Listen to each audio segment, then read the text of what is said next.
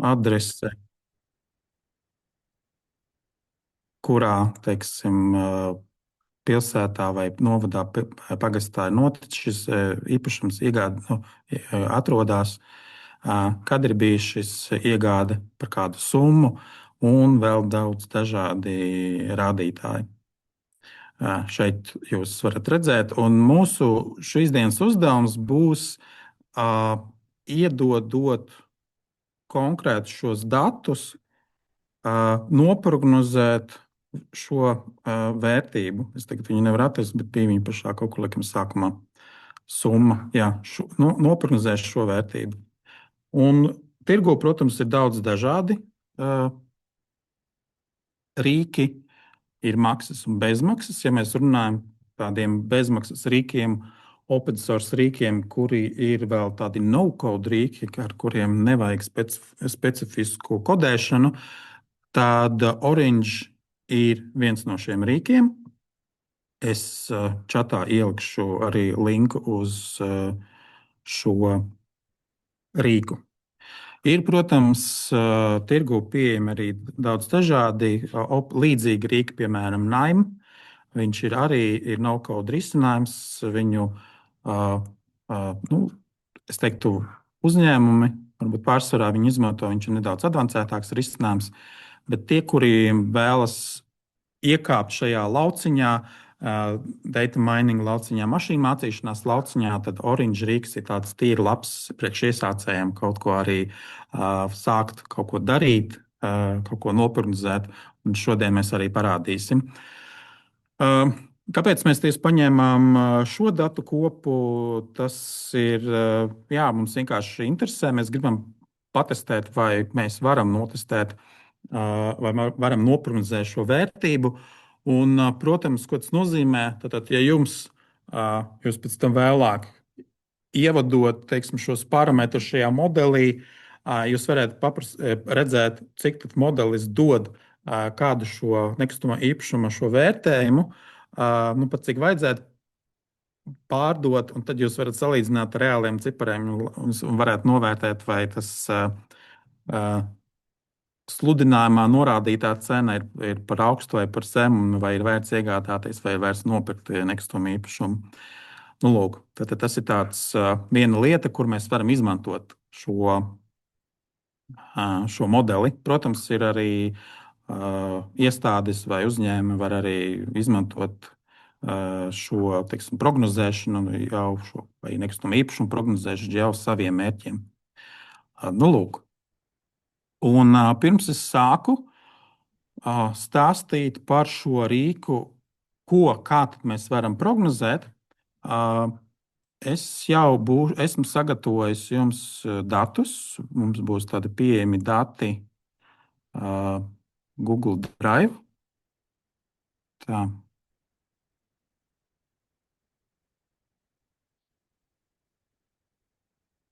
Vajadzētu. Es pat nezinu, vai šis bija īstais, jo, ja jums prasa, tā šeit ir. Un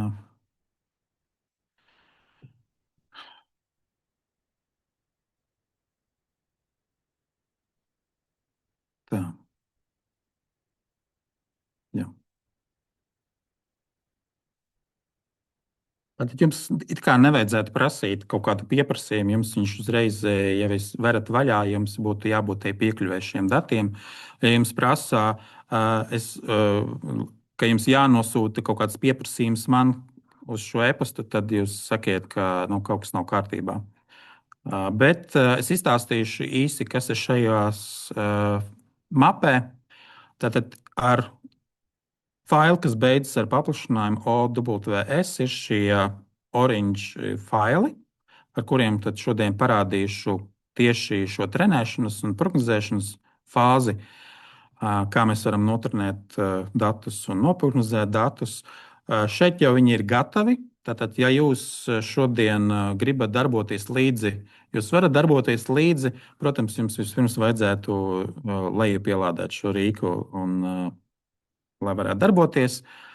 Un tad es iešu cauri šim failam sākšu veidot viņu no jauna un izstāstīšu to būtību.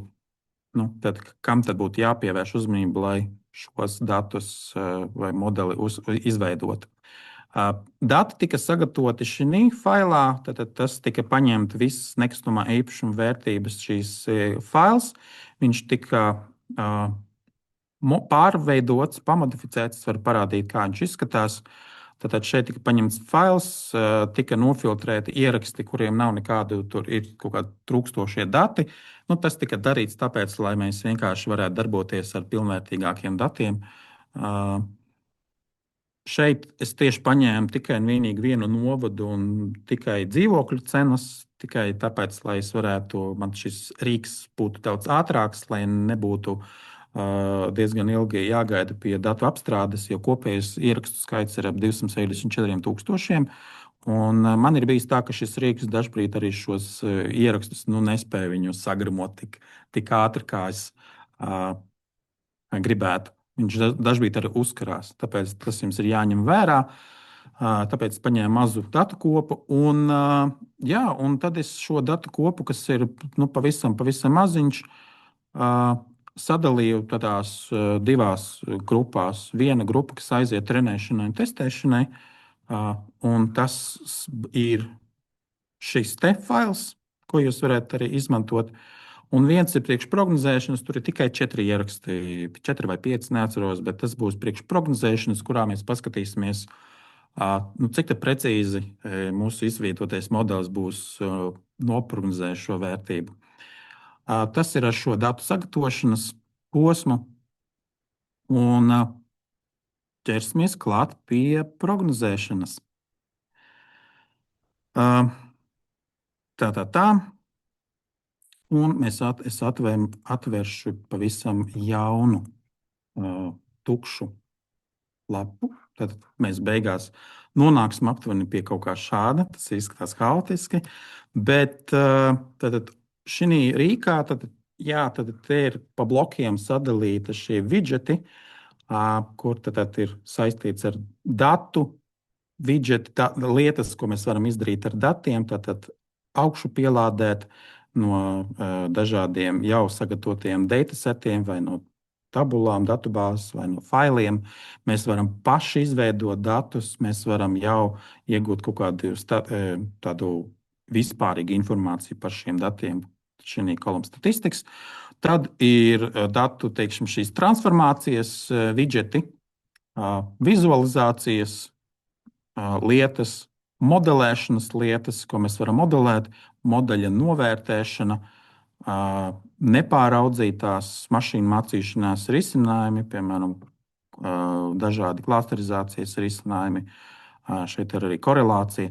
Starp citu, šo pirmdienu bija tāds gada vārda un gada nevārda pasākums, un gada vārds bija klausiņas, tātad tās austiņas, ko mēs liekam klausoties mūziku, bet tur arī bija vārds korelācijai, kā aizvietotājs. Viņu sauca mīsakarība, ja es pareizi atceros. Tā kā, ja es ieminos vārdu mīsakarība šajā prezentācijā, tad ziniet, ka es runāju par korelāciju.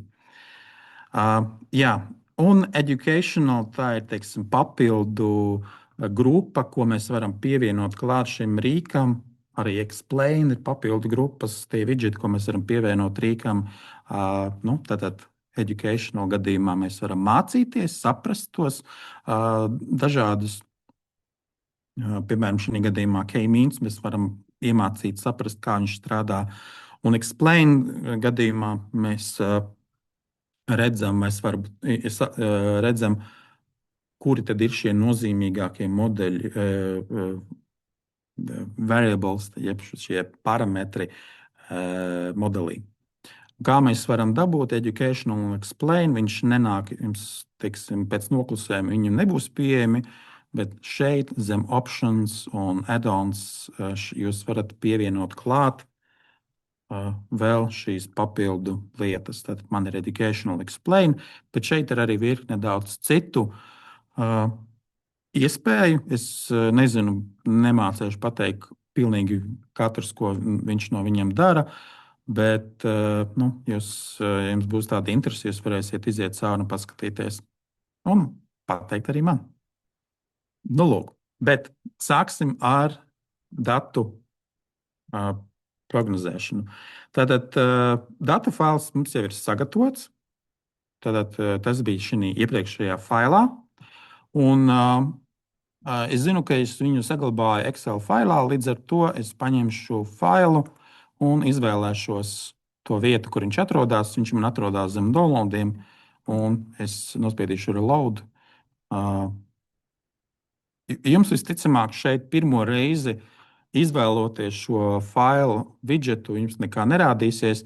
Tā viena no tām īpatnībām šim rīkam ir tāda, ka viņš atcerās tās lietas, ko jūs esat pēdējo, nu nevis pēdējo reizi, bet ko jūs esat izmantojuši. Teiksim, ja es paņemu failu, viņš atcerās, ka es pēdējo reizi esmu izmantojis šo, konektējies pie šī faila. No vienas puses tas ir ērti, bet dažkārt tas var arī traucēt. Ja jums katru reizi jāmaina, ir jāstrādā ar dažādiem failiem. Jums katru reizi viņš mēģinās piekonektēties pie kaut kāda faila, pie projekta, kuru jūs vairs jums neinteresē. Un šeit jūs jau varat nodefinēt katras kolonnas tipu. Tātad, vai tas ir tāds kategorija tipa mainīgais, kuram ir kaut kādas vērtības, tur pilsētas ziņā, tad tā ir pilsētas nosaukums, vai tas ir objekta tips, tātad, vai tas ir dzīvoklis, vai tā ir māja.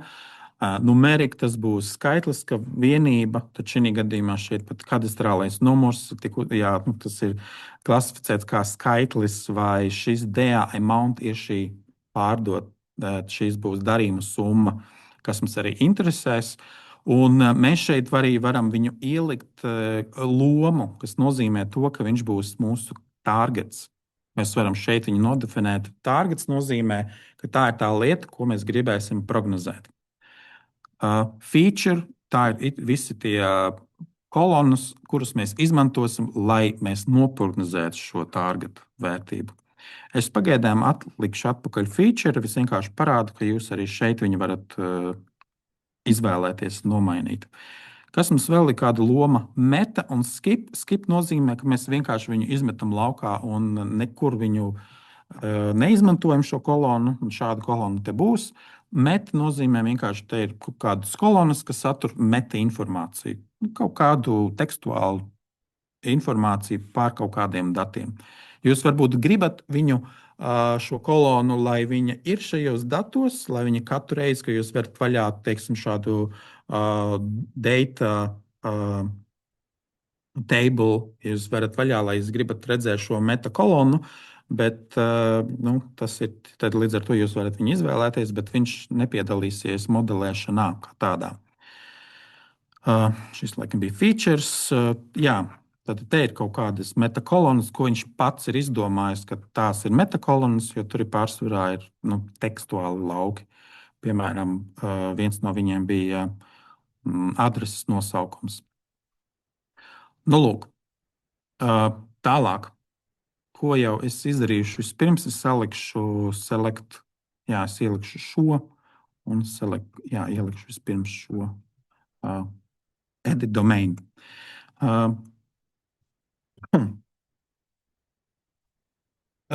Tālāk, tad, kad mēs jau esam ielādējuši datus, tas, ko mums ir vispirms primāri jāpaskatās, jāpaskatās vispār kaut kāda kopēja statistika par šiem datiem, ko mēs tur redzam. Un, kā mēs to varam darīt? Piemēram, vienalga, vai mēs varam vilkt. Tad šeit ir tāda laba funkcionalitāte. Mēs uzejot uz šīs līnijas, mēs varam klikšķināt virsū, vilkt. Mums ir tāds diedziņš, kuru mēs atveram vaļā. Viņš piedāvā iespējamos widgetus, ko mēs varam pievienot klāt, savienot. Šī gadījumā es jau biju automātiski savienojis ar šo edit domain. Tad no edit domain, ko es vēlāk izstāstīšu, ko viņš dara. Mēs atkal varam uziet virsū šīs raustītās līnijas, klikšķināt virsū. Mēs izveidojam tādu diedziņu, atlaižam vaļā un meklējam tādu vietu kā column statistics. Un veram vaļā, un tas, ko mēs redzam tāda vispārīga statistika par šīm kolonnām, kuras ir mūsu šajos datos. Tātad mēs redzam, kāds ir tas sadalījums, kādas ir minimālā, maksimālā vērtība, vidējie moda, tātad visbiežāk sastopamā vērtība. Un tas mums ļauj saprast, lai saprastu, piemēram, ja mums gribam kaut ko modelēt, mēs redzam, ka mums gluži neinteresē objektu tips iekšā vispār šajos datos, jo mēs redzam, ka tie tikai viena. Šis viens bloks izskatās kā tikai viena vienīga vērtība, vai šī gadījumā arī flat count varētu būt viena vienīga vērtība. To mēs arī varam pārliecināties, ja mēs pievienojam vēl klāt vienu citu, vēl vienu citu widgetu. Šī gadījumā mēs atkal pievienojam un meklējam distributions. Šī gadījumā tātad šeit ir sasaiste, jau redzam, pilna sasaiste. Un, ja mēs varam vaļā, šobrīd viņš ir šo dzīvokļu flat count. No es viņu, tas ir. Tas ir tā, ka tu nopērci vienu dzīvokli. Tas darījums ir par to vienu telpu.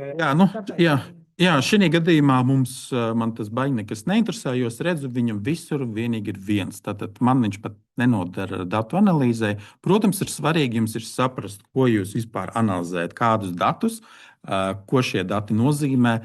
Tāpēc, protams, ja jūs strādājat ar šiem atvērtiem datiem, tā svarīgākā lieta ir iet šajā pašā datu GovLV pie šī konkrētās datu kopas, paskatieties šo datu vārnīcu, ko tas viss nozīmē.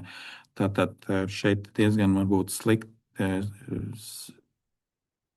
maziem burtiem, bet jūs, piemēram, atrodat, jūs nezināsiet pēc kolonnu nosaukuma, varbūt jūs neatradīsiet, bet, piemēram, summa, jūs varat vaļā un redzat, tas ir DA amount. Tas ir tieši tas, kas mums šajos datos kaut kur bija figurēja. DA amount, tas ir šī. Tad šī ir summa, darījuma summa, šeit ir apraksts forši. Kadastra apzīmējumi. Tātad te ir kaut kāds pārkad NR list, tie ir zemes vienību kadastra apzīmējums saraksts un bla, bla, bla. Un visticamāk, mums šis kadastrālo apzīmējums pilnīgi neinteresēs, jo varbūt šobrīd mēs viņus līdz ar to metīsim ārā. Tad līdz ar to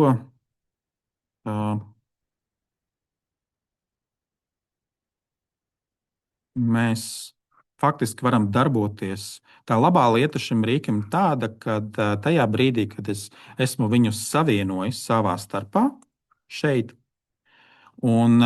ir uzklikšķinot uz līnijas, es redzu šo savienojumu veidu. Tad es varu aizsūtīt uz šo distribution lauku vai tikai šo aprakstošo statistiku, kas man neinteresē šajā gadījumā. Es varu nosūtīt pilnīgi visus datus. Tad ir reduced data. Es saku, ok, jā, es gribu visus datus. Un tas savienojums uzreiz dod iespēju filtrēt šo informāciju šajā distribution widgetā, rīkā.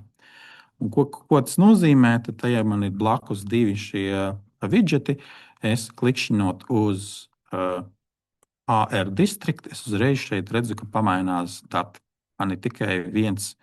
Visiem vienāda vērtība, tas ir CS novads. Tas ir tikai tāpēc, ka es pirmajā tajā failā biju uzlicis filtru. Un man šī kolona nenoderēs vispār. Tāpēc es ielikšu tādu lauku kā select columns. Šī gadījumā man laikam nesanāks nekādīgi viņu šo ielikt kaut kur starpā. Viņš nesavienojās, līdz ar to es dzēšu visu laukā. Es vispirms savienoju ar select columns, un tad vēlreiz ar šo.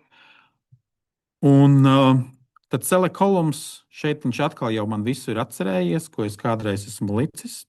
Jūsu gadījumā tas varētu būt izskatīties aptuveni šādi, piemēram, šādi.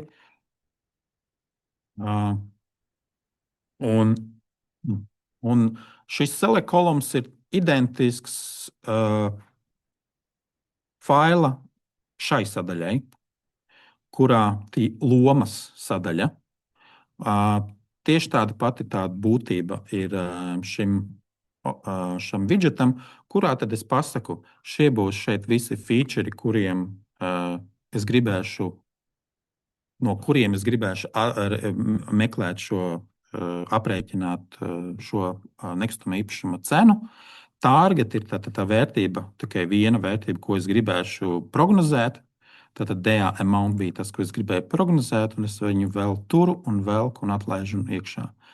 Meta, tā ir tā visa meta informācija, kas man ir vajadzīga, bet es, piemēram, es tagad vēršu ciet, un es tieši paskatīšos, atkal vilkšu un paņemšu data table šeit. Te viņš man parāda, kāda tur ir iekšā dati, un tad es redzu, priekš metadatiem man gluži neinteresē, piemēram, tāds, es nezinu, kas ir purlist, kas ir CAD-NR list, un kas ir šis. Man nekas, šie 3 kolonas man vispār neinteresē, man neko neizsaka, līdz ar to es arī šeit varu šos visus 3 ielikt ignored sadaļā, kas nozīmē, viņi vispār tiks ignorēti un tālāk nekur neies. Un, ja es veru vaļā vēlreiz šo tabulu, es redzu, ka man šīs kolonas ir pazudušas. Nu, lūk. Tāpat es, kur man ir šīs tabulas, tāpat es arī varu skatos, ka man šeit bija šīs kadastrālā numura šie dati. Teorētiski es varētu viņus savienot ar kaut kādiem citiem datiem, kuros ir šī informācija par šo konkrēto kadastrālo numuru. Varbūt tas ir noderīgi nākotnē piesiet klāt papildu informāciju, bet tā kā mēs strādājam tikai ar šo vienu failu, man visur, kur ir kolonas nosaukums satur CAD-NR, viņi man šobrīd modelēšanā nepalīdzēs. Tāpēc es atveru un meklēju pēc CAD-NR, un viņus salieku ignoru listā, un viņi man šeit pazuda. Tālāk DA datums, darījuma datums, man viņš nav vajadzīgs, jo man ir atsevišķa kolona, man ir jābūt atsevišķai kolonai, kurā man ir gads. Pārbaudīju, jā, ir gads. Tāpēc es datumu arī lieku ārā, jo teorētiski, ja tev ir datumu prognozēšana, modeļu veidošanā, nav. Tur atkarībā, protams, no situācijas, bet šajā gadījumā viņš man neko nedod. Es drīzāk ielieku gadu, kurā darījuma gads, kurā tad likšu modelim mācīties, saprast, teiksim, ja man vēsturiskajos gados ir bijuši tāda cena, tad 2026. gadā tad viņš piemēros kaut kādu koeficientu un dos varbūt lielāku vai mazāku salīdzinot ar iepriekšējiem gadiem. Nu, lūk, tādā veidā mēs metam laukā. Tātad pirmām kārtām mēs saprotam, kuri mums nederēs. Analizējot šo distriktu, man liekas, tad distrikts man arī nav vajadzīgs. Es viņu tomēr laikam beigās tāpat neizmetu laukā.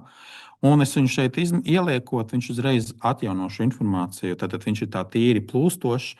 Tiklīdz veidu izmaiņas, tātad uzreiz visos, tiklīdz veids izmaiņas kaut kur šeit, tad visas tās izmaiņas atkal aktualizējas visos pārējošajos widgetos. Un tur ir arī tā problēma, tāpēc, ja jūs strādājat ar diezgan lieliem failiem, ja jums ir diezgan liels fails šeit pašā sākumā, ja jūs kaut ko izdarat, tad ziniet, ka viss šis process, viss darbosies, viss šī modelēšana sāks atkal pārstāvs, visu viņš pārreikinās, un rezultātā tas var uzkārt šo rīku, tāpēc tas mums ir jāņem vērā. Tas, ko vēl, piemēram, flat counts mums nav vajadzīgs, jo tur bija tā vienīga vērtība. Un object type arī nav vajadzīgs. Dažbrīd ir bijusi situācija, ka, piemēram, jūs redzat, kad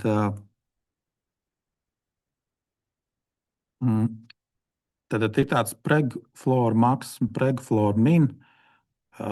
Ir 6 vērtības un izskatās. Tad 1, 2, 3 līdz 6. Šī gadījumā no 1 līdz 5.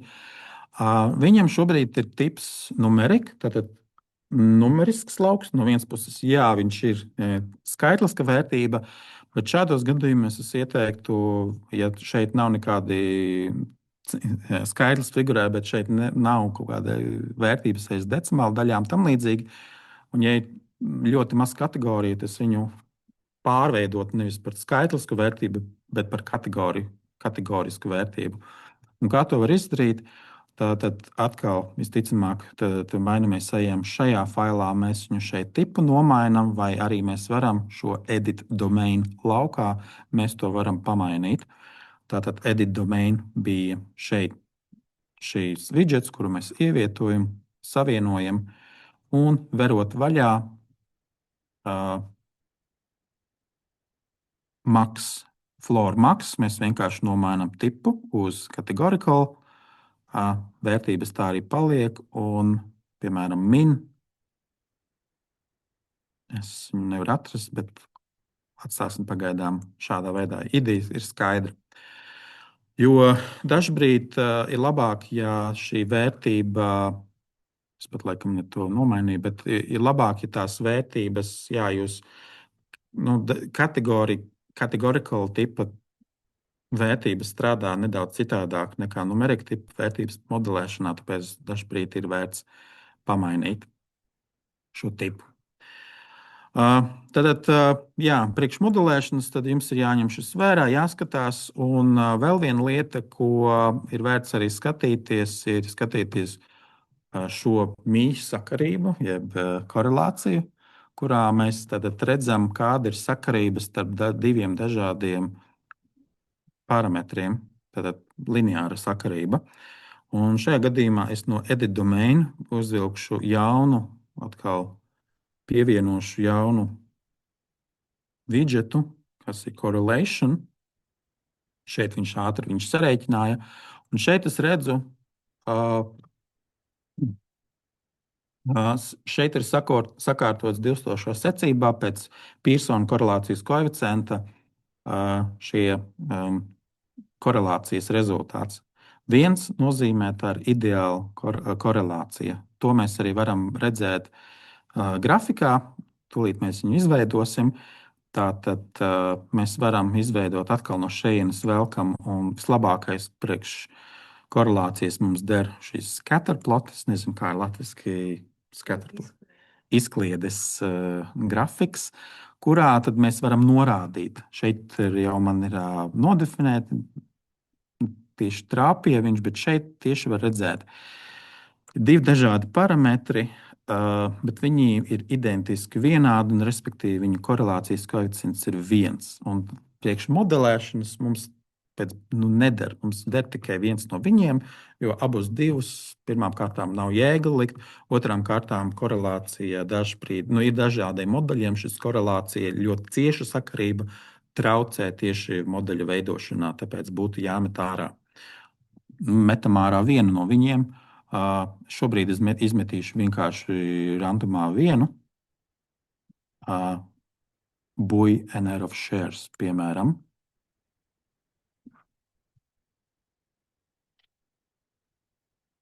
Izmetu ārā, un šeit atkal viņš pārkalkulē šo korelāciju. Protams, atkal man uzreiz cits grafiks, un es labprāt gribētu redzēt, kāda tā korelācija izskatās scatterplotā, un lai jums nevajadzētu tā šaudīties, mētāties, skatīties, share parts un share parts, meklēt šos mainīgos šeit, jums ir iespēja savienot savā starpā gan datus iedot, gan arī šo korelācijas mīksakarības grafiku savienot ar izkliedes grafiku. Šajā brīdī, ja savienosiet, viņš uzreiz prasīs, ko tu gribi padot, kādu informāciju tu gribi padot uz šo grafiku, šo widgetu, un piedāvā 3 dažādas lietas.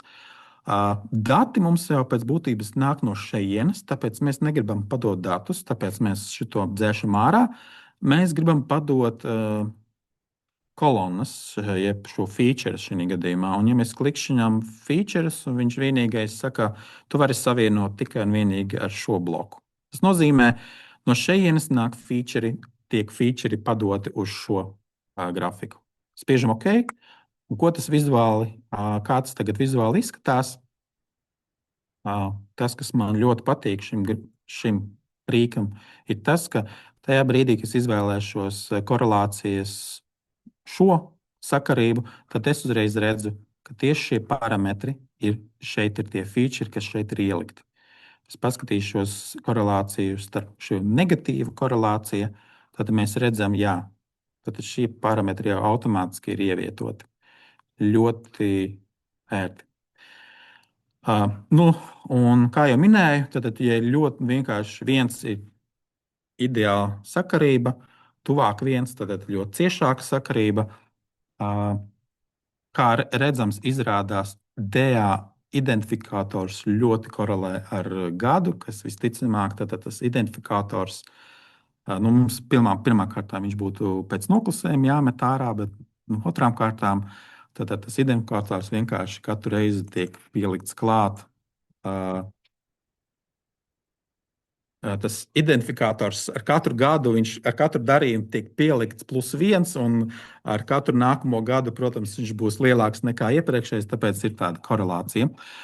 Un ko es vēl gribēšu, share parts, es arī izmetīšu, te bija buļbuļs, es visu sāku mest, metīšu arī visu pārējos. Un atkal viņš visu pārēķina. Pārēķina. Tā, man patīk šāds skats. Atkal šeit flat total area un prek total area mums būtu pēc būtības kaut kas jāmet ārā. Bet tas, ko es pamanu, šeit ir viens punkts, kas pēc būtības ir, es viņu uzskatu par outlieru. Tātad, kas tas ir par punktu? Mēs varam viņu iezīmēt šeit.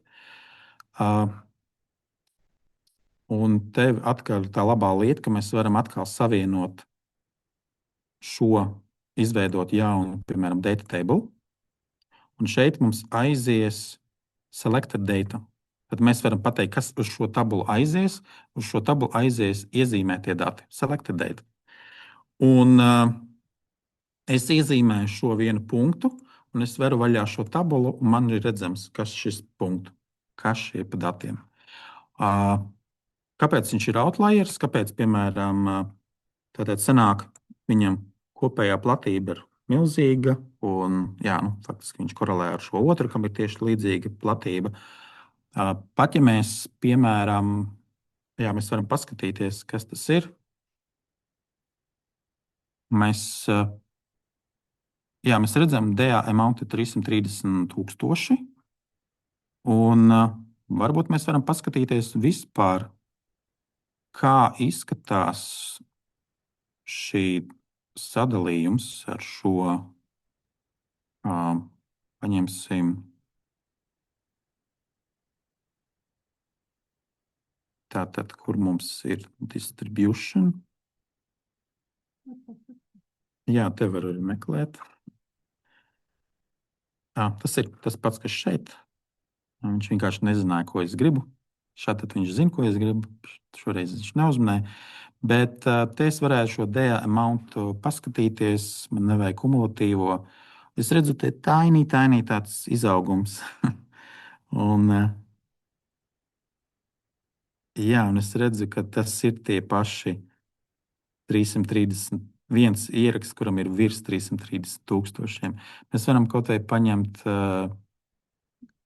es šos izdzēsīšu, es savienošu, paskatīšos konkrētus datus. Mēs redzam, ir kaut kādi ieraksti, kuriem ir 1 eiro, 10 eiro, tad ir 100.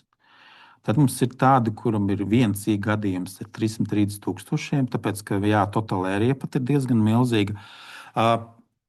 Un outlieri ļoti nepatīk daudziem modeļiem.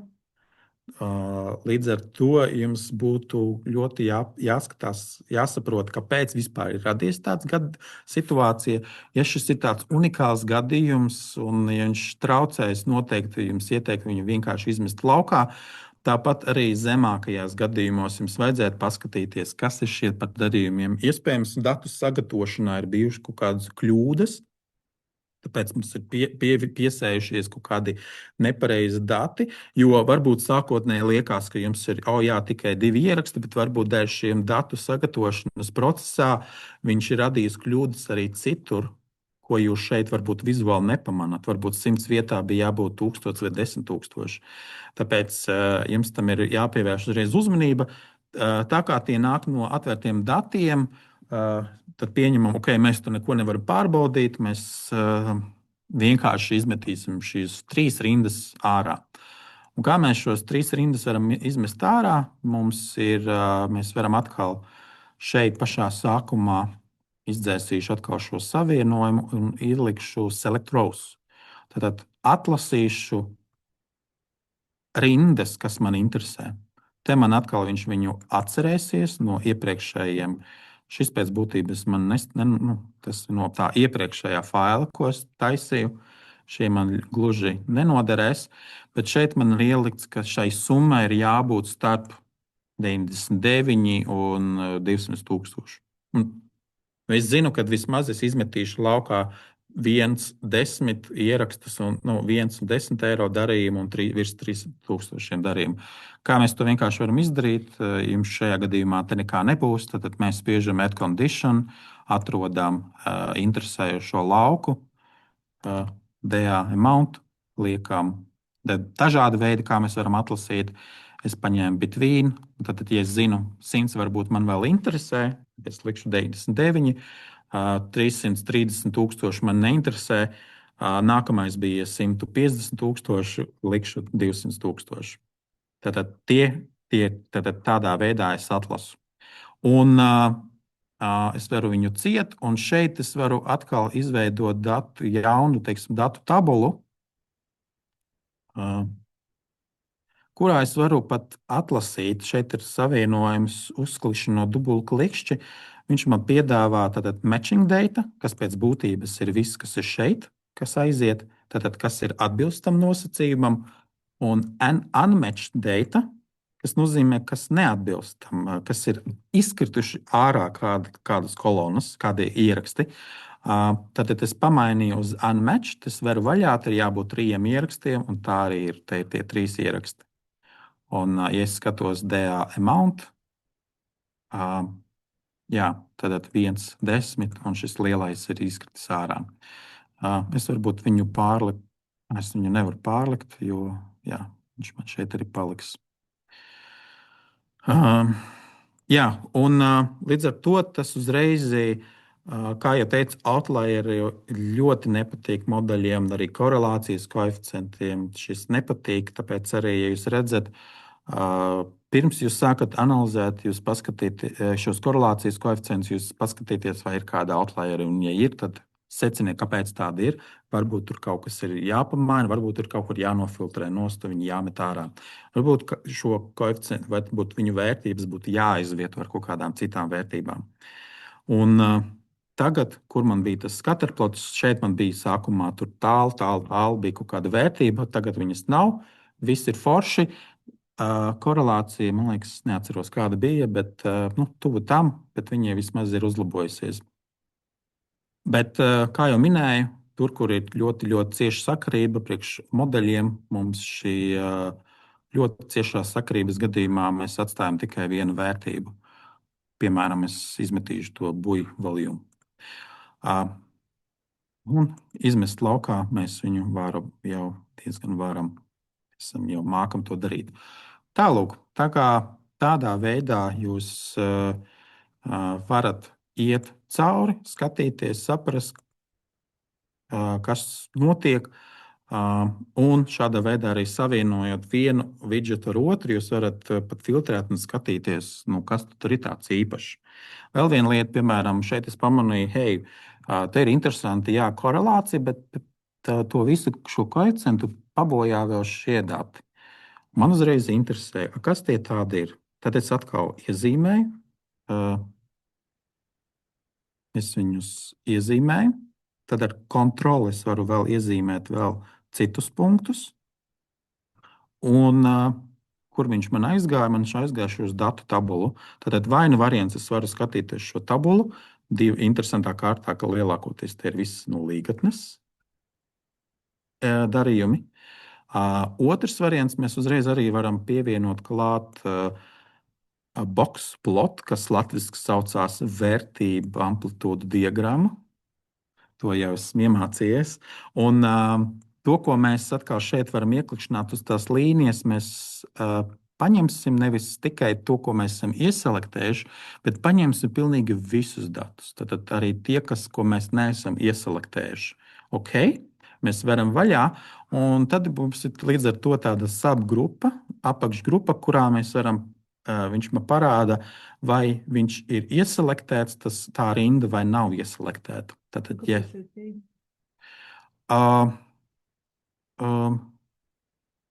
tas ir labs jautājums. Bija jautājums, kas, jā, tas ir Parish un City, tas bija nepareizi savienoti tie dati. Bet vispār viņiem nevajadzētu būt, jo jā, viņš būtu jāmet ārā, bet es vēlreiz izvēlēšos datus, jo šeit viņiem nevajadzēja būt. Jo redziet, viņš man kaut kā atcerās kaut kādus datus. Nē, viņš vēl joprojām ir. Kāpēc viņš vēl joprojām? Viņš ir tāpēc, ka jā, viņš ir tajos datos. Ir nāk no tā pirmā faila, kurā, jo NI vērtība, viņš jau ir tikai pamodificēts. Jā, mēs vienkārši zinām, ka te ir kaut kas varbūt nepareizi, ir kaut kas kļūdīgi, kaut kas tika izveidots. Tad tika izveidota jauna kolona, kas saucās Parish R City, kas nāk no šejienes. Mēs secinām, nē, tas kaut kur tur bija radusies kļūda, tāpēc Rīgai tur nedrīkstētu nekādīgi būt. Tāpēc Parish, kur mums ir Parish, viņš ir ignorējams, jo viņš ir nepareiza kolona. Bet tur, kas mums City interesē, piemēram, tas ir tā arī mēs arī redzam. Tad tas, ko mēs esam šeit iezīmējuši, šī te daļa, tā ir yes sadaļa, un no ir visa šī pelēkā daļa. Pilnīgi visi pārējie pēc būtības. Un te mēs arī aptuveni redzam, jā, es pat nezinu, vai selected, bet kas notiek, ja mēs... Jā, mēs redzam, 71 ir ieselektēts un neieselektēti 1361. Un, ja mēs skatāmies, ar ko tad viņi atšķirās, tad pirmkārt mēs varam iet. Šeit ir tā ķeksīts order by relevance to subgroups. Viņš pēc noklusējuma laikam nav ieķeksēts, bet ja mēs ieķeksējam, tad viņš sakārto tās kolonas tā, kā šīs grupas yes un no, viņš parāda, ar ko viņi visbūtiskāk atšķirās. Visbūtiskāk viņi atšķirās pēc exploit year. Tad es pieļauju, ka tas ir tāds gads, kurā šī ēka tika nodota eksploatācijā. Šis ir gads, jā, bet viņš tika uztverts kā numeric lauks. Ok, tu pagaidām es atstāšu, bet visticamāk viņu vajadzētu likt kā kategoriju kolonu. Un redzam, ka ieselektētā daļā ēkas eksploatācijas gads ir, tie ir svārstās no 19. gadsimta beigas, jā, līdz pat 20. gadsimta sākumam. Bet tie visi neieselektētā daļā, jā, viņiem ir pat diezgan, jā, 1975, 1986, plus, protams, ir šie vērtība amplitūda parādi. Šie nav robežas, robežas ir šīs minimākas vērtības, kas nozīmē, ka tur ir vēl kaut kādi daži ļoti izlacēji, kuriem ir arī lielāks šis gads. Mēs skatāmies materiālu kind, jā, te vairāk prevalē šī koka, karkas konstrukcijas, koka baļķu, brusašana iekrāsotajā. Tad jau mēs ieraudzījām līgatni, faktiski līgatne šeit ir tā neiekrāsotā daļa, līgatnē 1,47, iekrāsotie ir 97. deprecations ļoti visticamāk korelē ar šo gadu, kad ir mājas eksploatācijas gads. Un tādā veidā mēs ejot cauri. Jā, jā. Šādā veidā mēs varam uzreiz redzēt, ar ko tad šīs grupas atšķirās. Mēs tikpat labi varam paņemt jebkuru citu. Viņam jebkuru citu parametru mēs uzreiz redzam, tā mūsu iezīmētā daļa ir kaut kur šeit. Bet mēs varam pārzīmēt, piemēram, mums interesē, kas ir visas šīs par grupām. Un tad atkal šeit mums uzreiz pamainās. Tā ir tā lieta, kas man ļoti patīk šim rīkam. Tādā veidā jūs analizējat, jūs secināt, ko man mest ārā, ko man iekļaut. Teiksim, to līgatni es iekļaušu, jo tas varētu būt diezgan būtisks kritērijs. Jo tur bija tā, ka arī pie tām platībām šis, es pat neatceros, tas bija pie platībām. Total area, nē, tas bija.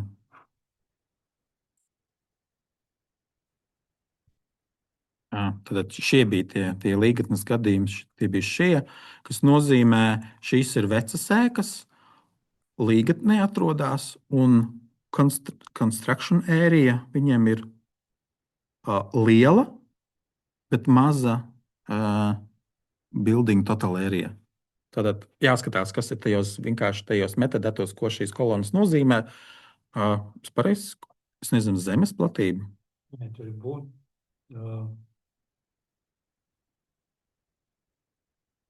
Kopējā platība, apbūves platība. Jā, katrā ziņā te būtu jāskatās, ko viņi nozīmē. Būves total area. Jā, tātad būves koplatība ir šī, bet ir tāds būv tilpums. Nē, ir.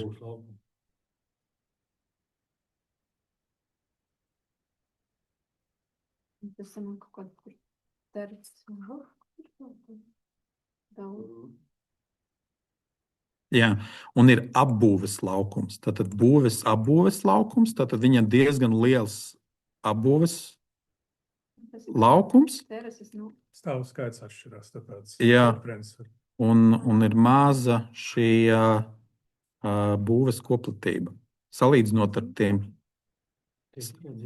Jā, šeit tikai salīdzinot ar tiem pārējiem dzīvokļiem, kas ir pārsvarā Cēsis un Cēsis novads, kuriem viņi ir jaunākas ēkas un ar mazām šīm apbūves laukuma platībām. Tā kā šādā veidā jūs varat analizēt un skatīties, atrast kaut kādas īpatnības un jau skatīties, kas jums varbūt der vai neder. Man ir stunda vēl, pusstunda. Okay. Tātad ideja jums ir skaidra, ka šādā veidā jūs kaut ko metat ārā, kaut ko selektēt, lai saprastu, ko tad darīt, kā tad analizēt.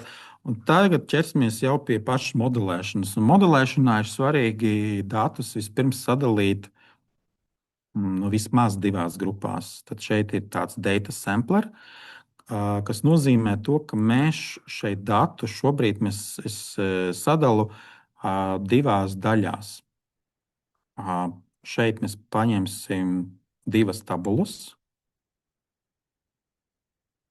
Table. Un mēs redzam, ka šeit ir data sample un data. Un šeit ir otra tabula, kurā es pamainīšu uz remaining data. Tātad kopējais ierakstu skaits tabulā ir 1432, bet es esmu pateicis sekojošo. Es gribu, ka 80% aiziet uz šejienu, kā data sample, un 20% būs kā remaining data. Tātad 80% no 1400, cik tur būs 1146.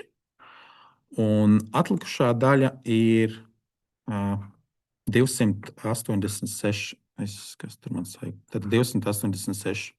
Tad ir ļoti svarīgi, tad, kad jūs veidojat modeli, jums ir vismaz jābūt tādām divām daļām, kur šī daļa tiks izmantota modeļu trenēšanā. Tad mēs paņemam dažādus modeļus, šiem modeļiem mainām tādus parametrus, un mēs pēc tam, ja mēs zinām, ok, mēs šo modeli gribam izmantot produkcijā, bet mēs vispirms notestējam uz šo daļu, kas nozīmē, ka viņš modelis vispār šos datus nav redzējis. Un mēs varam notestēt un redzēt, kā šis modelis strādā, cik precīzi viņš spēj noprognozēt vērtības uz šiem datiem. Un, ja mēs redzam, ka šeit ļoti, ļoti labi viņš noprognozējis, un šeit ir salīdzinoši slikti, mēs varam secināt, ka mēs to modeli esam pārmācījuši, jo mēs esam ļoti labi pielāgojuši šai kopai, bet tiklīdz mēs iedodam pavisam jaunus datus, viņš ir ļoti slikti performē. Ideālā variantā faktiski šos datu kopu dala trijās daļās. Viņus sauc trenēšanas kopa, kas var būt tie paši 70, 80%. Tad ir validācijas kopa, kas būtu šī kopa. Tad mēs trenējam, pārbaudām uz validācijas. Tad kaut kas mums vajag pietjūnēt, kaut ko vajag uzlabot, atkal trenējam, pārbaudām uz validāciju. Un tad ir trešā kopa, kas ir arī viņu sauc par testa kopu dažādās literatūrās. Tad tā ir tā kopa, kuru mēs atstājam līdz pašam pēdējiem brīdim. Tātad visu laiku trenējam, validējam. Un kā mēs zinām, šis modelis taču nebūs tas īstais, un mēs viņu gribam pārbaudīt. Mēs pārbaudām beidzot uz šo trešo kopu. Arī, ka tad nekad neesam viņu iesaistījuši modeļu veidošanā un arī, teiksim, šī modeļu parametru uzlabošanā. Mēs uzreiz redzam, kā šī kopa, faktiski kā šis modelis strādā uz pavisam jauniem datiem. Un atkal tie secinājumi būs tie paši. Ja modelis slikti uz to testa kopu nostrādā, salīdzinot trenēšanas un validācijas kopu, tad mēs zinām, ka mēs šo modeli esam pārmācījuši. Ja mums visās trijās kopā šie parametri sakrīt, viņi ir tie kļūdu lielumi ir vienādi, tad mēs zinām, ok, modelis varētu arī labi performēt arī produkcijā. Līdz ar to tātad mums atceramies, tātad mums ir divas kopas un sāksim trenēt. Tad šī gadījumā mums tagad piedāvā test and score. Šī būs tā daļa, kurā mēs redzēsim, kā mums šie modeļi performē. Un regresijas gadījumā mums ir daudz dažādas iespējas. Mēs varam paņemt lineāro regresiju, tad mēs redzam, viņam ir learners. Mēs pievienosim klāt, piemēram, random forest modeli, kas ir tāds vēl viens modelīts. Es netieku klāt. Paņemsim varbūt vēl vienu, piemēram, neironu tīkli. Un paņemsim vēl vienu, piemēram, AdaBoost. Šeit var redzam, viņš kaut ko kalkulē. Un mēs varam vaļā, tas, ko mēs esam šeit nodefinējuši, ka mēs esam nosūtījuši uz šo testu un score widgetu tikai šos trenēšanas datus, bet mēs arī gribam šo otru daļu nosūtīt, tāpēc arī mining data būs kā test data. Ok, viņš vēlreiz nezinu, kāpēc nospiedu cancel. Un līdz ar to šeit mēs varam redzēt modeļu precizitāti. Un te modeļu precizitāte ir dažādi mērījumi. Ir visādi mean squared error, root mean squared error, mean absolute error, mean average percentage error, un tad ir R-square, kas ir šis korelācija, koeficients kvadrātā, bet tehniski viņš ir bijis nedaudz citādāks aprēķins tieši šim gadījumam. Un īsumā jo mazāks, piemēram, kāda no šiem rādītājiem, jo labāks modelis. Šajā gadījumā vislabākais modelis ir AdaBoost vai Random Forest. Šeit mēs izmantojam vienu cross-validation, šādu testēšanas paņēmienu, bet tik labi atceramies, mēs dalījām šo kopu, trenēšanas un testa kopā. Mēs varam pamainīt, mēs gribam redzēt, kāda ir precizitāte uz testa kopu. Viņš pārreikina, es nobijos, ka neko viņš nerādīs. Mēs redzam, ka testa kopai būs nedaudz citādāk šie parametri. Tas ir loģiski, bet atkal mēs redzam, ka AdaBoost, Random Forest tie ir, kuri ir pēc emisiju rādītāji, ir labi. Ko nozīmē visi šie rādītāji? Es tūlīt ātri varbūt pastāstīšu uz konkrētiem piemēriem. Paņemšu datu tabulu, un šeit man ir. Es pat nezinu, labi, es laikam nokopēšu pilnīgi visu.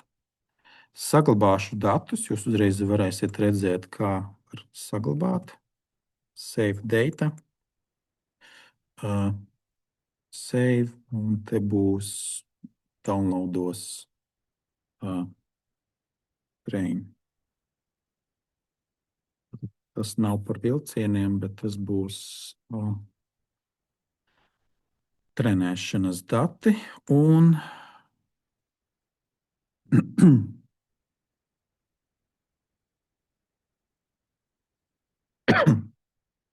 Tad tur bija ļoti mistiski tie nosaukumi.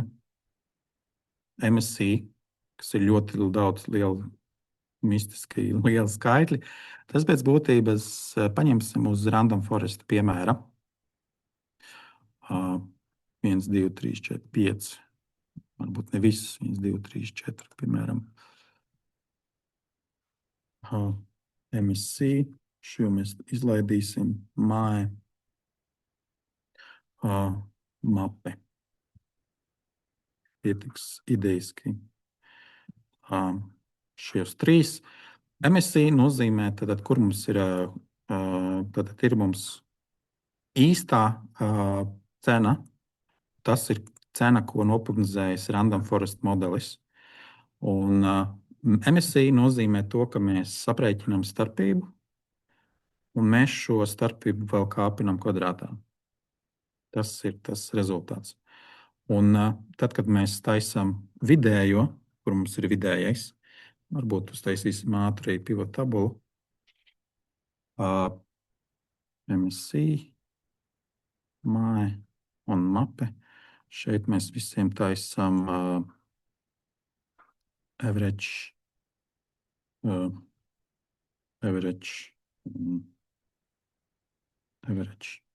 Tātad mēs šeit redzam, ir miskas 1, 3, 3, 3, 2, 0, 3, 4, 9. Ir close enough. Tātad 2, 0, 3, close enough. Tas ir MSC. Vienkārši starpība kvadrātā. Un mēs katru to starpību kvadrātu uztaisam vidējo. Tad mēs zinām, ka vidēji tāda kļūda ir mistiska. Tie ir eiro kvadrātā. Mums viņi neko neizsaka. Tāpēc, ja mēs gribam jau dabūt kaut kādu daudz taustāmāku rezultātu, tad mēs šo MSC izvelkam kvadrātu sakni, mēs iegūstam eiro. Tad kvadrātsakne no šī ir 11,546. Un tas būs RMSI rādītājs. Un, ja mēs paskatāmies, 1, 1, 5, 4, 6, precīzi. Tā ir tā kvadrātsakne. Un te jau mēs redzam, ka tā ir tā vidējā, tā šī kvadrātiskā, kā es nezinu, kā pareizi latviski viņu iztulkot, bet mēs izvelkām kvadrātiskā MSC, un tā ir tāda vidējā kļūda. Māja ir diezgan līdzīgi. Tas ir tā pati starpība, tikai un vienīga starpība, absolūtā starpība. Tātad mēs rēķinām starpību, ignorējam zīmi un sarēķinām vidējo, kas ir 8,154. Tas ir jābūt kaut kas šeit līdzīgs. Jā, 8,154. Tā šī arī pēc būtības tur ir 8,000 kļūda. Vidējā kļūda ir 8,000 eiro. Tātad, ja īstā cena ir bijusi 100,000, tad modelis pateica 108,000 katram tam darījumam, vidēji. Tātad, ja ir 100 eiro, tad mēs esam pateikuši 8,100. vai ne? Arī 8,000 kļūda, bet tomēr. Tomēr šī gadījumā tā tīri absolūtā kļūda ir 8,000. Tāpēc šis RMSI ir, kur nedaudz ir lielāks. Tas nozīmē to, ka viņš ir dod lielāku tādu penaltiju sodu tajās gadījumos, ja jums tā kļūda ir liela. Piemēram, ja ir 100 un īstā cena, un mēs esam pateikuši 100,000 vai 8,000 kaut vai. Tad mēs šo kļūdu, to modeli pasakām, tu nedrīkst tik lielu viņš parādīsies, šeit sanāk, vidējā kļūda ir 11,000, pēc MAE vidējā kļūda 8,000. Tas nozīmē to, ka viņš jau ir lielāks. Tad tas nozīmē to, ka ir kaut kādas situācijas, kur mēs kļūdamies vairāk. Teiksim, ja ir 100 eiro, tad mēs kļūdījušies patiesībā iedevuši kaut kādi 8,000. Vai ne? Un to jau mēs arī, piemēram, šeit arī varam redzēt šajos datos, kaut vai ātri uztaisīšu šeit. Šo man labi nohaidošu.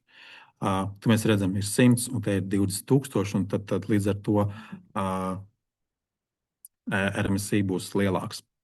Un te mēs arī tā tradicionālā kļūda arī ir parasti ir bijuši tā, ka es zinu, kas viņam nepatīk. Uztaisīsim, pārveidos viņus par skaitļiem. Viņš šobrīd ir kā teksts. Būs tavs.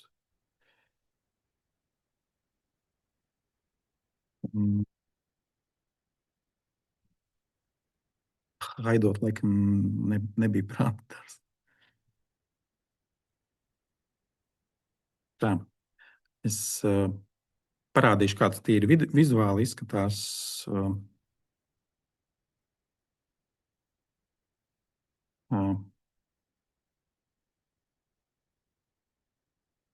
Ok, skaidrs.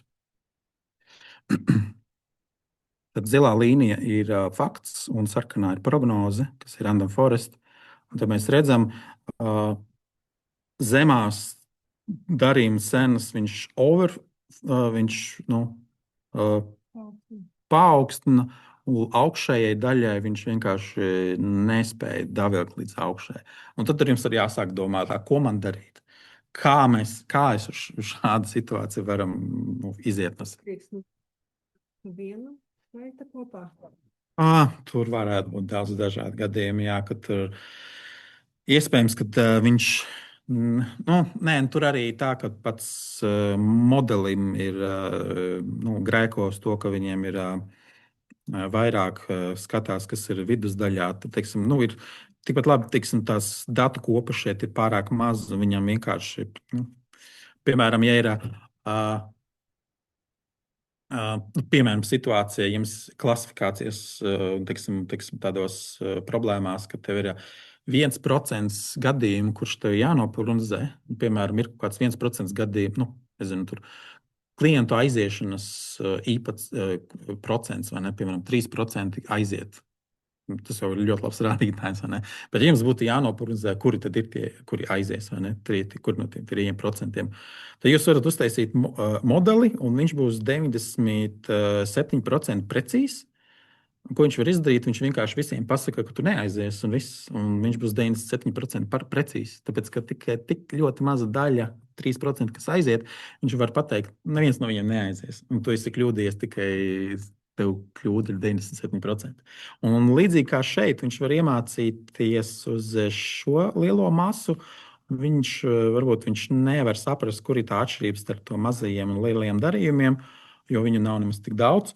Un rezultātā tas ir viens variants, kā viņš var kļūdīties. Otrs variants, ka mēs pievienojam, varbūt ir kaut kādi dati, kas mums pietrūkst tieši šai daļai.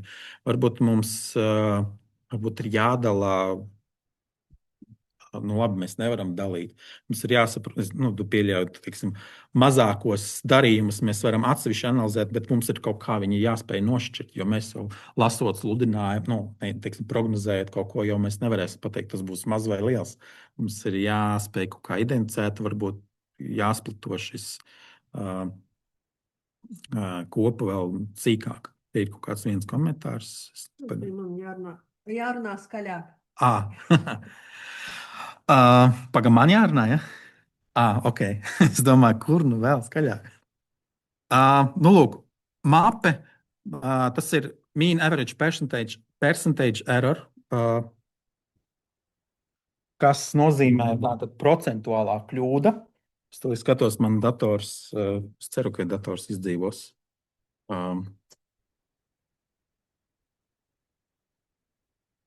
42%. Es domāju, ok. Tad tas nozīmē to, ka mēs šo absolūto kļūdu dalām ar darījuma summu.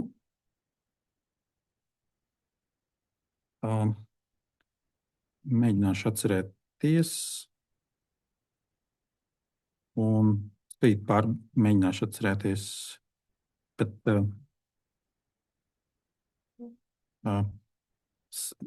188. Tad reiz 100, 188. Jā, 188. Ja mēs gribam vēl precīzāk, tad tas būtu reiz 100.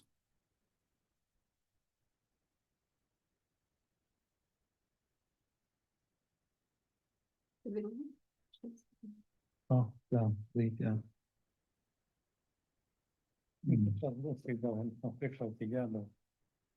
Jā, tas ir. Es varētu palīdzēt.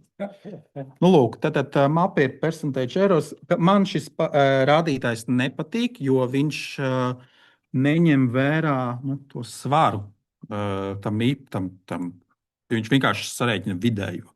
Tātad es varu nokļūdīties, piemēram, 100 eiro gadījumā. Man diezgan liels cipars sanāk procenti. Bet varbūt man nemaz, vai arī, viņš uzreiz sabojā to vidējo. Vidējais ir vidējais. Līdz ar to es labprāt skatos RMSI rādītāju vai atkarībā no situācijas. Man vislabāk patīk šis, bet arī atkarīgs no situācijas. Jo viņu ir arī vieglāk šos divus parametrus tu arī interpretēt. Lūk, un tad ko mēs vēl varam izdarīt ar šo modeli? Tātad šeit mēs arī varam mainīt dažādus hiperparametrus. Tātad ir, piemēram, lineārai regresijai. Mums ir bijis, laikam, nav nemaz tik slikti.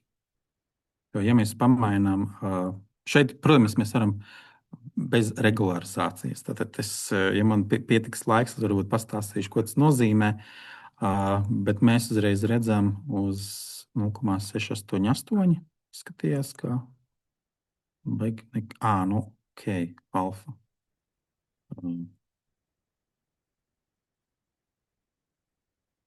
Es jau neatceros. Laikam ir labāk, vai ne? 689. Respektīvi, lineārai regresijai ir dažādi veidi, kā mēs varam ietekmēt to gala rezultātu.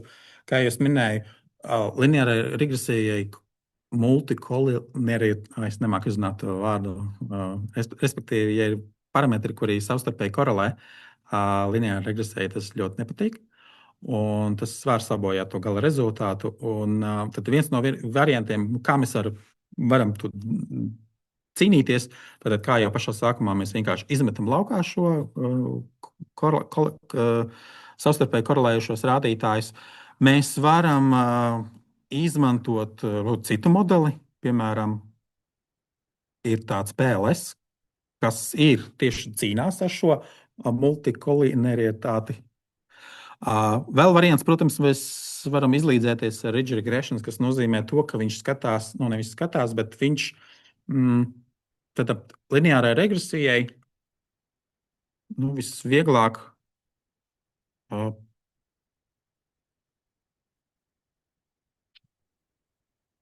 insert scatter plot.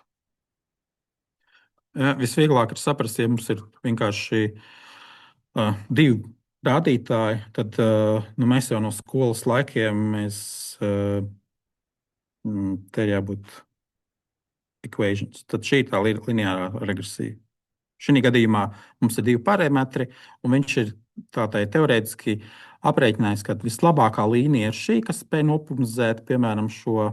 Piemēram, ja tie ir kaut kādi divi dažādi, tur, teiksim, Y ir tas, ko mēs gribam noprognozēt, un uz X ir kaut kāda konkrēta vērtība, vai ne? Ignorēsim, ka tas ir random forest kaut kādi dati. Un tad, piemēram, ja ir šī vērtība, mēs ieliekam X vērtībā šo vērtību, sareizinām ar šo koeficientu, pieskaitam šo papildu lielumu, un tad mēs uzreiz iegūstam šo prognozi. Tā ir faktiski lineārā regresijas vienādojums. Tad, kad mums ir daudz vairāk šo atribūtu, šī gadījumā daudz vairāk skaitlisko, tad mēs līdz ar to mums šis funkcija ir lielāka. Tur vienam X mēs reizinām ar kaut kādu koeficientu, Y mēs kaut kādu X1 mēs reiķinām ar vienu koeficientu, X2 mēs reiķinām ar citu koeficientu, X3 jau viņam ir cits koeficients.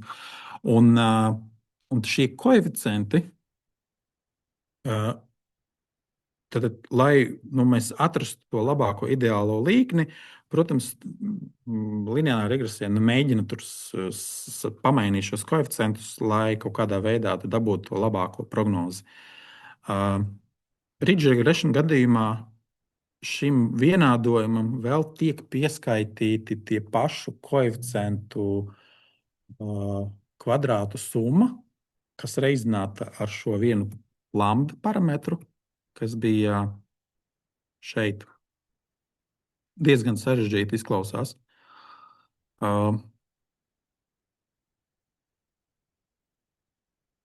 Tātad ir tāds alfa, ja šī gadījumā šeit ir alfa, tiek pareizināts ar šo koeficientu kvadrātu summu un iedots šim algoritmam samazināt šo kļūdu, ņemot vērā arī šos koeficientus. Tad, līdz ar to, ja tur ir kaut kādas savstarpējās korelācijas, tad viņš arī kaut kādā mērā cīnās ar šo savstarpējo korelāciju. Šis ir ridge regression. Random forests ir daudz dažādi lēmuma koki, decision trees. Šī gadījumā nav nemaz tik daudz, ieliekam 100. Jo ar 10 kokiem mēs tur neko dižu labu neuztaisīsim. Bet, un mēs redzam, ir random forest jau ir uzlabojis savu rezultātu. Decision trees ir, šeit ir piemēram piemērs, kurā mēs dodam kaut kādu, ir kaut kāds kaut kas ir jānoprognozē. Un tad viņš skatās pēc parametriem. Tad, ja parametrs šāds ir zem kaut kādas robežas, tad, vai virs robežas, tad tev būs kaut kāda tāda klase. Šī gadījumā šeit es rādu klasifikācijas piemēru, bet tev būs šāda klase. Un, ja tev ir zem šīs summas, tad dalam vēl sīkāk. Dalam vēl sīkāk, vēl sīkāk, vēl sīkāk. Un random forest gadījumā mums ir 100 šādu koku. Un šīs regresijas gadījumā tad no šiem 100 kokiem katrs iegūst kaut kādu savu prognozi par šo cenu, un tad gala rezultāts būs vienkārši average. Lūk. Un tad, kad mēs esam šādā veidā dabūjuši, mēs secinām, pamainot dažādus šos parametrus, ko tad viņi nozīmē. Hiperparametrus mēs esam dabūjuši, mēs secinām, random forest būs tas modelis, kurš mums noder šobrīd vislabāk. Viņam ir mazākais, piemēram, tā kļūda. Tad mēs, kur man ir random forest, galvenais, netieku.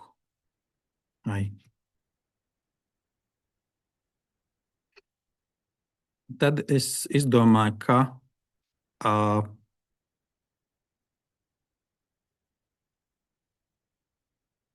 teorētiski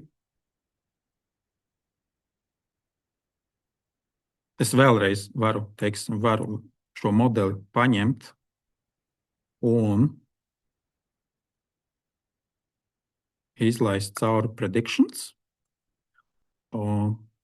Bet predictioniem vajag datus. Šī gadījumā es paņemu arī tos pašus trenēšanas datus. Un šeit arī, protams, es redzu arī šo viņu prognozi, modeļa prognozi un kāda ir faktiskā prognoze, kāda ir kļūda. Un es šo modeli varu saglabāt kaut kur, save,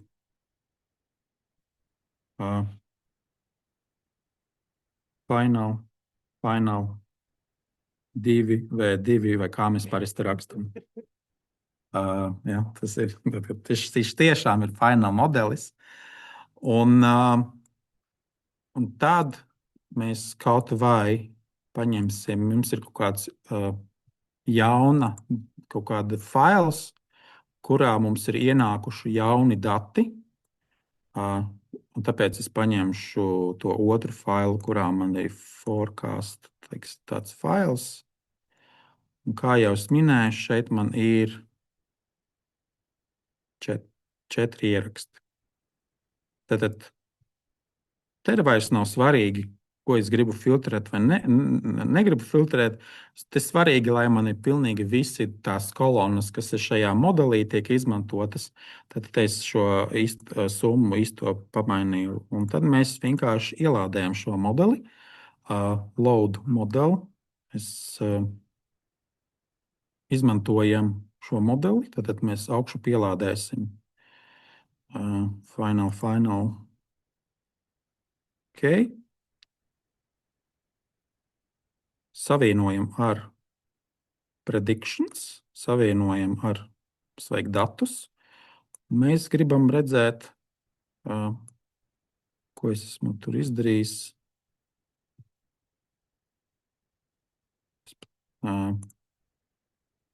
Faktiski šeit es jau redzu random forest, ko viņš man ir iedevis.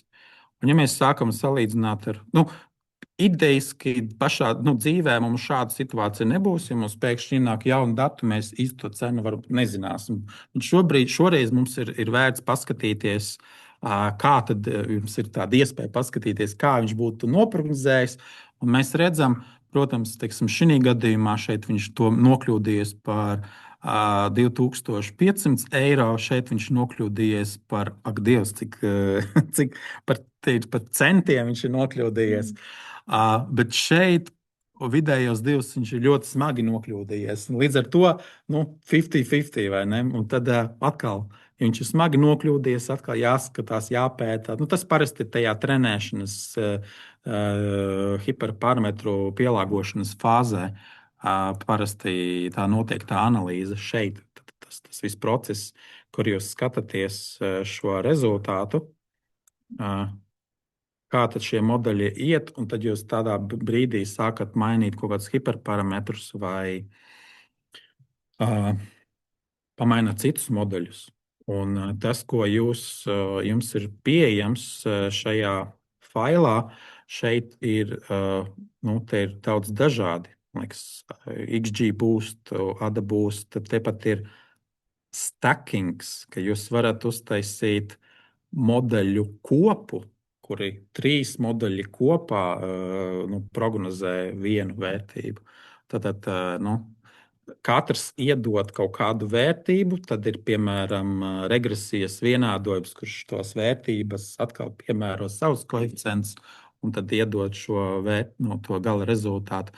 Un tādā veidā jūs varat sākt analizēt, saprast, varbūt dabūt labāku modeli. Es līdz ar to tagad beigšu. 4 minūtes ir palikušas līdz beigām. Ja ir kādi jautājumi, droši jautājiet. Un paši vai nu čatā, vai nu varat ieslēgt mikrofonu un pajautāt. Un vēlreiz atgādināšu, ka jums šie visi faili, ko es pat veidoju, Viņi jums šeit ir pieejami. Te ir trenēšana un trenēšana bez FI. FI nozīmē Feature Importance. Es biju minējis par to, ka šeit ir tāds add-ons pieejams, kurš ir Explain.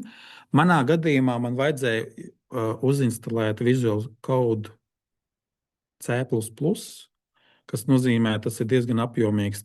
Tur tas laiks bija jāgaida, lai viņš to visu uzinstalētu, lai es varētu darboties ar šo Explain. Tāpēc tur, kur ir šis te fails, būs ar šo feature importance objektu. Bez FI nozīmē, ka šis objekts nav. Tas nozīmē, ja viņš nav, jums to add-on un varbūt mums nevajag. Ja jums ir problēmas ar viņu uzinstalēt, tad jūs zināt, ka ir arī šis otrs versija bez šī. Un feature importance nozīmē to, ka viņš parāda, teiksim, šī gadījumā man ir modelis Random Forest. Viņš man parāda, kuri no šiem parametriem modelī ir visbūtiskākie. Tas nozīmē, ka tur, kur ir garāks stabiņš, viņi ir visnozīmīgākie. Tad šī gadījumā pilsēta gads un eksploatācijas gads ir nozīmīgs. Un tad tur tālāk atkal mazāk nozīmīgi. Šobrīd šeit parādīja top 10, bet, protams, tur to feature ir daudz, daudz vairāk.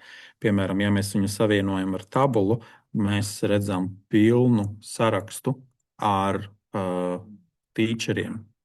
Un tikpat labi, varbūt mums tos apakšējos nemaz nevajag. Mēs iztiekam ar top 15 rādītājiem. Tur varbūt tā kļūda būs lielāka, bet vismaz mēs izmantojam 15, nevis varbūt 30 rādītājus, kur šī otra daļa varbūt neko nenozīmē. Modelim tur datu sagatavošana varbūt prasīt daudz vairāk problēmas nekā, teiksim, tā kļūda, ko tā rada tas modelis. Man ir jautājums. Cik lielu lomu spēlē šo te noteikti kolonu skaits, cik ļoti detalizēti dati ir aprakstīti iepratīm tam, cik daudz šo datu ir. Šeit mēs analizējām 1400, laikam bija. Ja, piemēram, būtu 140,000, vai tas mainītu modeļu precizitāti? Tas varētu mainīt, tas varētu arī nemainīt. Jo, piemēram, ja šajos 1000, cik tur ir pietiekami liela daudz informācijas par šo to cenu noteikšanas, kā tā cena veidojās, tad pietiktu arī ar šiem 1400. Ja mēs secinām, ka mums šie, piemēram, šī gadījumā, kur mums tā kļūda, ja mēs redzam, ka mums šī 10, 11 tūkstoši RMSI nav apmierinoši, vai šis R-square parametrs 0,7, bet mēs gribam 0,8 vai 0,9, tad tajā brīdī mums varbūt, pieliekam varbūt klāt cits novada datus, vai ne? Bet varbūt tajos novados tā cena veidojās. Mums jāsaprot arī tie paši dati. Varbūt mēs pieliekam klāt vēl papildu problēmas, jo varbūt